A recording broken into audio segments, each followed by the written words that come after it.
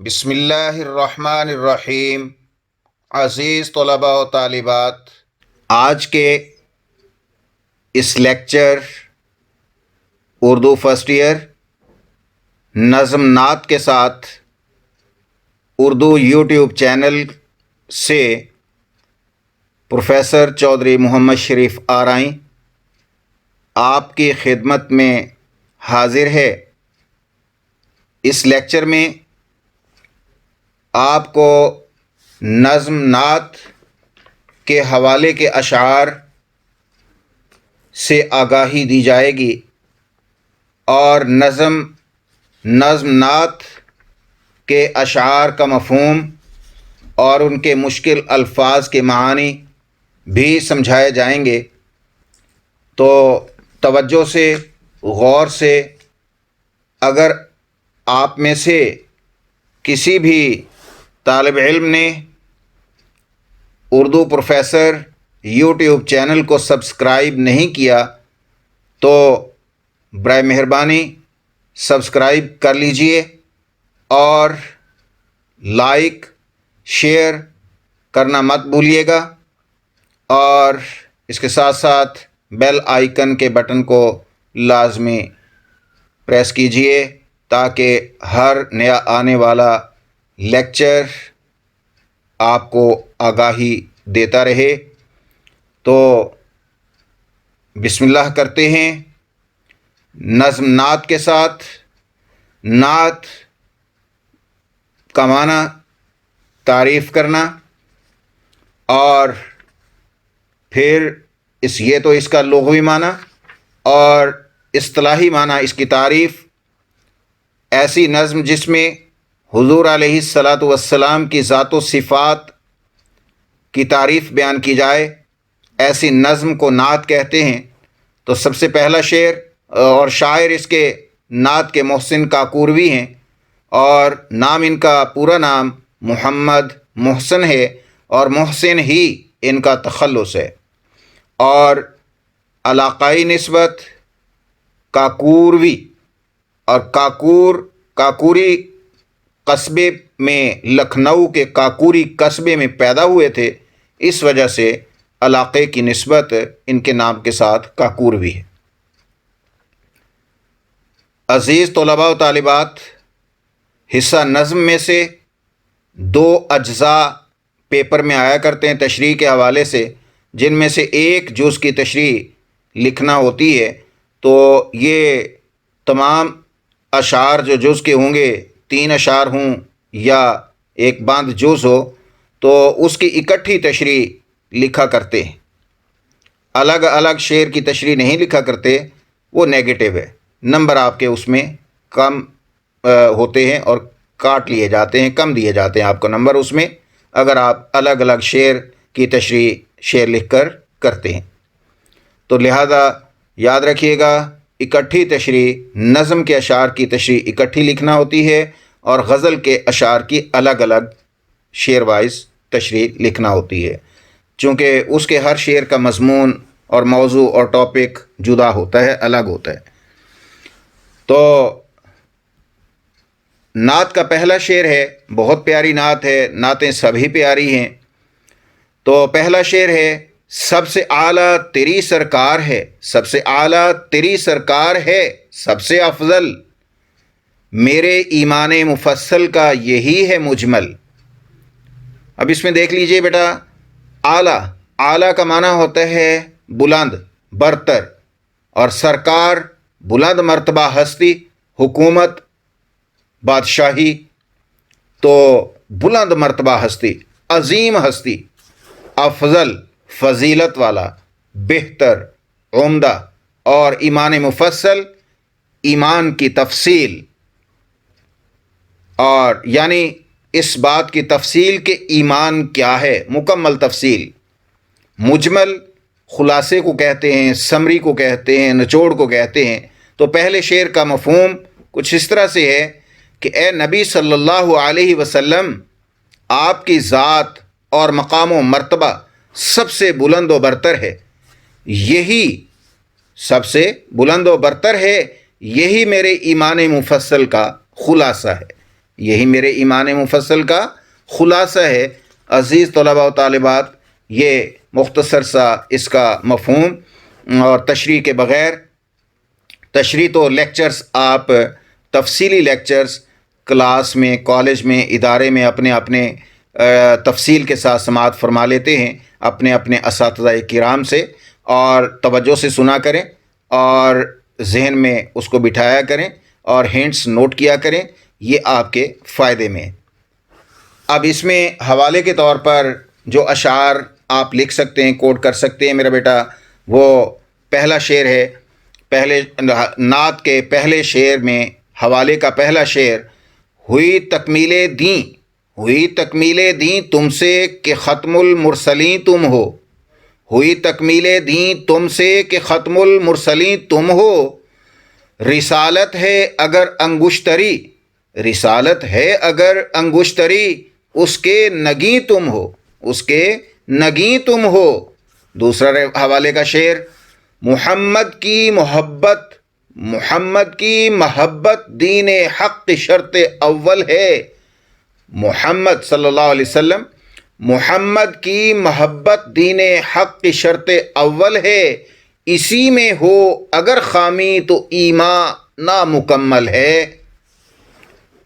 عزیز طلباء و طالبات، نعت کا دوسرا شعر ہے، توجہ سے سماعت فرمائیے: گلے خوش رنگ رسول مدنی و عربی، زیب دامان ابد طرۂ دستار ازل۔ یہ نعت کا شعر ہے، اور اس شعر میں الفاظ جو استعمال کیے شاعر نے بہت پیارے، اور اس میں القابات کا استعمال کیا شاعر نے، اور بہت خوبصورتی کے ساتھ۔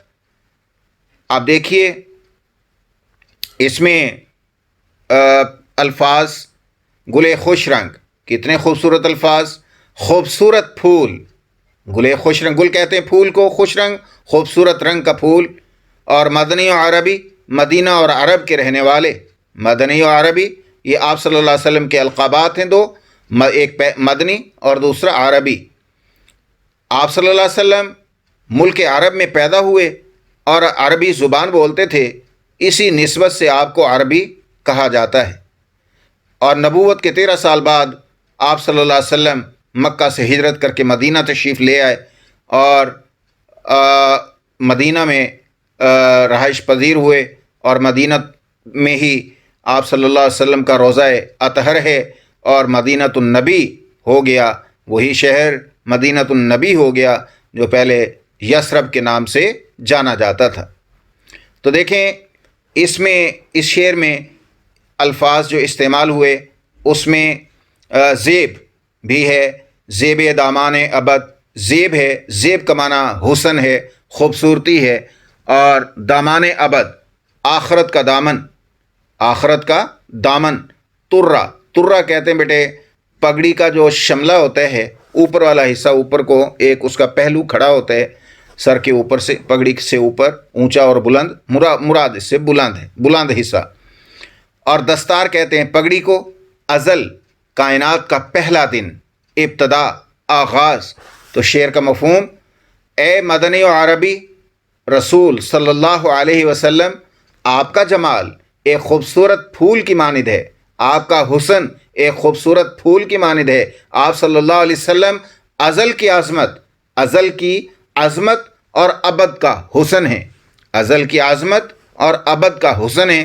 اور اس شعر میں حوالے کے طور پر میرا بیٹا آپ اشعار جو کوٹ کر سکتے ہیں، لکھ سکتے ہیں، سماعت فرمائیں: تخلیق کائنات کا عنوان حضور ہیں۔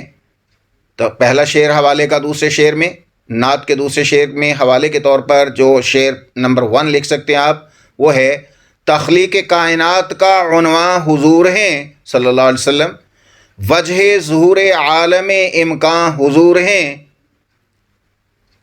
دوسرا حوالے کا شعر: نگاہ عشق و مستی میں وہی اول وہی آخر، نگاہ عشق و مستی میں وہی اول وہی آخر، وہی قرآن وہی فرقان وہی یاسین وہی طٰہٰ۔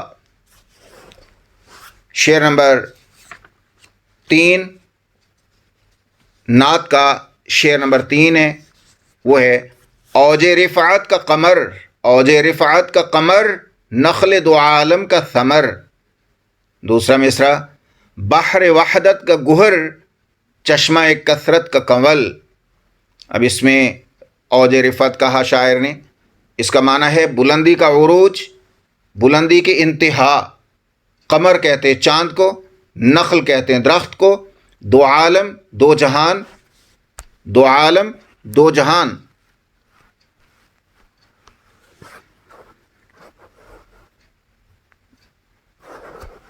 اوج رفعت کا قمر، دو عالم کا ثمر، بحر وحدت کا گہر، چشمہ کثرت کا کنول۔ اوج رفعت بلندی کا عروج، بلندی کی انتہا۔ قمر چاند کو کہتے ہیں، نخل درخت کو کہتے ہیں، دو عالم دو جہان، ثمر پھل کو کہتے ہیں۔ بحر وحدت توحید کا سمندر، وحدت توحید، بحر کہتے ہیں سمندر کو، اور گہر موتی، قیمتی موتی، قیمتی جوہر۔ چشمہ کثرت کثیر مقدار میں بہنے والا چشمہ۔ حوض کوثر تصوف کی اصطلاح تمام مخلوقات عالم۔ کنول پانی میں اگنے والا، کھلنے والا سفید رنگ کا پھول ہوتا ہے۔ اور اس شعر کا مفہوم یہ ہے کہ آپ صلی اللہ علیہ وسلم بلندی کا چاند اور دو عالم کے درخت کا پھل ہیں، دو عالم کے، دونوں جہانوں کے درخت کا پھل ہیں۔ آپ صلی اللہ علیہ وسلم توحید کے سمندر کے موتی ہیں اور دنیا کے چشمے کے پھول ہیں۔ شاعر نے اس شعر میں بہت خوبصورت تشبیہ اور استعارات کی مدد سے نبی صلی اللہ علیہ وسلم کی شان و عظمت کو بیان فرمایا ہے۔ اس شعر میں حوالے کے اشعار، چونکہ میرے اس لیکچر کا مقصد حوالے کے اشعار سے آگاہی دینا ہے کہ تشریح کرتے ہوئے، تشریح لکھتے ہوئے طلباء و طالبات آپ کون کون سے اشعار آپ حوالے کے طور پر، ریفرنس کے طور پر ان اشعار میں لکھ سکتے ہیں۔ شعر نعت کا شعر نمبر 3، حوالے کا شعر نمبر 1۔ تو حسن ہے فیضاں ہے، خوشبو ہے ضیاء ہے، تو حسن ہے فیضاں ہے، خوشبو ہے ضیاء ہے، معمور تیرے ذکر سے عالم کی فضا ہے، معمور تیرے ذکر سے عالم کی فضا ہے۔ دوسرا حوالے کا شعر دنیا میں رحمت دو جہاں اور کون ہے، دنیا میں رحمت دو جہاں اور کون ہے، جس کی نہیں نظیر وہ تنہا تم ہی تو ہو۔ اس کے بعد میرا بیٹا شعر نمبر، نعت کا شعر نمبر 4، نعت کا شعر نمبر 4 سماعت فرمائیں۔ ہے تمنا کہ رہے نعت سے تیرے خالی، نہ میرا شعر، نہ قطع، نہ قصیدہ، نہ غزل۔ اب تمنا خواہش کو کہتے ہیں، آرزو کو کہتے ہیں۔ نعت کی تعریف میں آپ کو بتا چکا ہوں، عرض کر چکا ہوں کہ ایسی نظم جس میں حضور علیہ الصلاۃ والسلام کی ذات و صفات کی تعریف بیان کی جائے وہ نظم نعت کہلاتی ہے۔ تو شعر کی تعریف، کلام موزوں کو شعر کہتے ہیں، یعنی باوزن کلام کو شعر کہتے ہیں۔ وہ کلام جو کسی خاص وزن پر، کسی خاص بحر میں لکھا گیا ہو۔ قطع ایک خیال، اس کو قطع بھی پڑھتے ہیں، قطع بھی پڑھتے ہیں، قطع بھی صحیح ہے، اور ایک خیال پر مشتمل چند اشعار کا مجموعہ، یہ تو اس کے لفظی معنی ہو گئے۔ اور اس میں دیکھیے عزیز طلباء و طالبات، قصیدہ کا لفظ استعمال ہوا۔ قصیدہ وہ طویل نظم جس میں کسی زندہ شخص کی تعریف کی جائے، اور غزل شاعری کی وہ صنف جس کے ہر شعر میں مختلف مضمون ہوتا ہے، ایک الگ موضوع ہوتا ہے، جدا موضوع ہوتا ہے۔ تو ایسے کلام کو غزل کہا گیا ہے۔ اور غزل کا لغوی معنی 4 ہیں، لغوی معنی۔ ایک غزل کا معنی ہے سخن با زنان گفتن، دوسرا معنی ہے سخن از زنان گفتن، عورتوں سے باتیں کرنا، عورتوں کے بارے میں باتیں کرنا. اور اس کے علاوہ غزل کا معنی جو ہے ہرن کی چیخ، جب وہ آواز چیخ جب وہ شکاری کے نرغے میں محاصرے میں آ جاتا ہے، گھیراؤ میں آ جاتا ہے، خوف کے مارے جو وہ آواز نکالتا ہے، چیخ مارتا ہے، اس کو بھی غزل کہتے ہیں. یہ لغوی اور حقیقی معانی کے لحاظ سے، لفظی معنی کے لحاظ سے. اور غزل کا لفظی معنی چوتھا جو ہے وہ چرخہ کاتنا ہے، اور دھاگا بنانا، سوت کا دھاگا بنانا، کاٹن کا دھاگا بنانا، جو چرخے پر خواتین پرانے زمانے میں بنایا کرتی تھی، موٹا دھاگا جس سے بستر کی وہ دری بنائی جاتی تھی. تو قصیدہ قصد سے بنا ہے، قصد کا معنی ہوتا ہے ارادہ، ٹھیک ہے، قصد کا معنی ارادہ. تو اس شعر کا مفہوم میرا بیٹا اس طرح ہے کہ میری خواہش ہے کہ میری شاعری، شاعر کہتا ہے کہ میری خواہش ہے کہ میری شاعری آپ صلی اللہ علیہ وسلم کی تعریف سے خالی نہ ہو، چاہے وہ ایک شعر ہو، ایک قطع، قصیدہ یا غزل، کچھ بھی ہو، تو آپ صلی اللہ علیہ وسلم کی تعریف سے وہ خالی نہ ہو. تو اس شعر کے حوالے کے اشعار کے طور پر آپ اشعار لکھ سکتے ہیں. پہلا شعر: حرف حرف لفظ لفظ ایک تیرے لیے، حرف حرف لفظ لفظ ایک تیرے لیے، نظم نظم شعر شعر تیرے تذکرے، نظم نظم شعر شعر تیرے تذکرے. دوسرا شعر حوالے کا: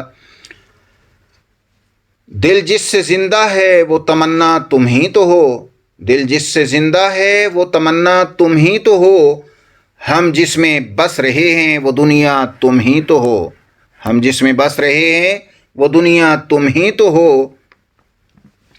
تو یہ شعر اشعار آپ اس شعر کے حوالے میں لکھ سکتے ہیں. پانچواں شعر ہے بیٹے نعت کا پانچواں شعر: ہو میرا ریشۂ امید وہ نخل سرسبز، ہو میرا ریشۂ امید وہ نخل سرسبز، جس کی ہر شاخ میں ہو پھول، ہر ایک پھول میں پھل. اب ریشۂ امید، امید کی ڈور، نخل سرسبز ہرا بھرا درخت، شاخ ٹہنی کو کہتے ہیں. تو اس شعر کا مفہوم ہے میری امیدیں آپ صلی اللہ علیہ وسلم کی ذات سے وابستہ رہیں اور ہرے بھرے درخت کی طرح پھلتی پھولتی رہیں، باراتی رہیں، پوری ہوتی رہیں امیدیں. تو اس شعر کے حوالے کے طور پر آپ اشعار لکھ سکتے ہیں. پہلا شعر ہے: میرا دل ہو تیرا گھر ہو، تیرا در ہو میرا سر ہو، تیرا در ہو میرا سر ہو، تمنا مختصر سی ہے مگر تمہید طولانی، تمنا مختصر سی ہے مگر تمہید طولانی.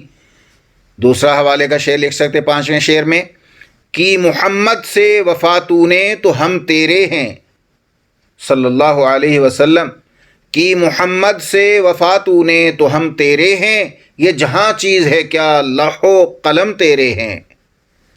اب شعر نمبر نعت کا شعر نمبر 6 ہے، اور شعر نمبر 6 بیٹا سماعت فرمائیں: رخ انور کا تیرے دھیان رہے بعد فنا، بعد فنا میرے ہمراہ چلے راہ عدم میں مشعل.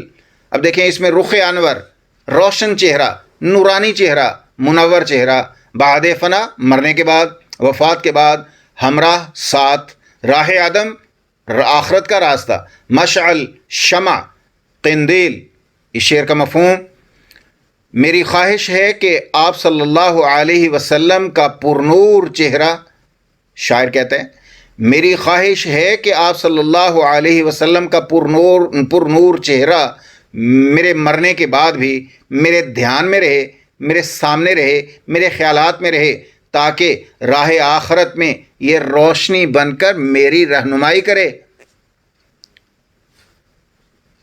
اب اس شعر کے حوالے کے طور پر آپ یہ اشعار لکھ سکتے ہیں میرے بیٹے.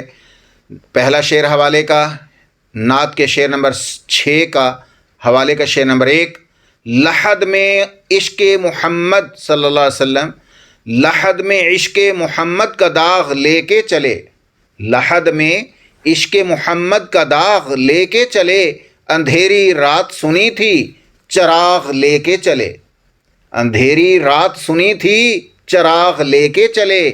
دوسرا حوالے کا شعر لکھ سکتے ہیں آپ، نزع کے وقت کوئی کام نہیں آئے گا، نزع کے وقت کوئی کام نہیں آئے گا، مشکل آساں میری تیرے کرم سے ہوگی، مشکل آساں میری تیرے کرم سے ہوگی۔ شعر نمبر 7 نظم حمد کا شعر نمبر نظم نعت کا شعر نمبر 7 ہے بیٹے۔ صف محشر میں تیرے ساتھ ہو تیرا مداح، ہاتھ میں ہو یہی مستانہ قصیدہ یہ غزل۔ اب دیکھیں صف محشر کی قطار، لائن، میدان حشر میں لوگوں کی قطار، حشر کے میدان میں جب اللہ تعالی تمام انسانوں کو جمع کریں گے تو اس میں لائنیں اور قطاریں بنی ہوں گی۔ تو میدان حشر میں لوگوں کی قطار، مداح مدحت کرنے والے کو کہتے ہیں، تعریف کرنے والا، مداح اسم فاعل، مستانہ قصیدہ محبت برا قصیدہ۔ اب اس شعر کا مفہوم یہ ہے، میری خواہش ہے کہ روز محشر مجھے آپ صلی اللہ علیہ وسلم کا ساتھ نصیب ہو اور میرے ہاتھ میں یہی آپ صلی اللہ علیہ وسلم کی نعت ہو۔ اب اس شعر میں حوالے کے طور پر جو اشعار آپ لکھ سکتے ہیں، پہلا شعر ہے، تمام عمر کی محنت وصول ہو جائے، تمام عمر کی محنت وصول ہو جائے، بس ایک نعت کا مصرع قبول ہو جائے، بس ایک نعت کا مصرع قبول ہو جائے۔ دوسرا حوالے کا شعر، مدحت کے لیے کون سا اسلوب تراشوں، مدحت کے لیے کون سا اسلوب تراشوں، جو لفظ مکمل ہو میسر نہیں آتا، جو لفظ مکمل ہو میسر نہیں آتا۔ یوٹیوب چینل اردو پروفیسر کو مت بھولیے، سبسکرائب کیجئے اور لائک، شیئر اور کمنٹس بھی لازمی دیجئے، اور اپنے دوستوں کے ساتھ شیئر لازمی کیجئے تاکہ وہ بھی اس سے استفادہ کر سکیں۔ جزاک اللہ۔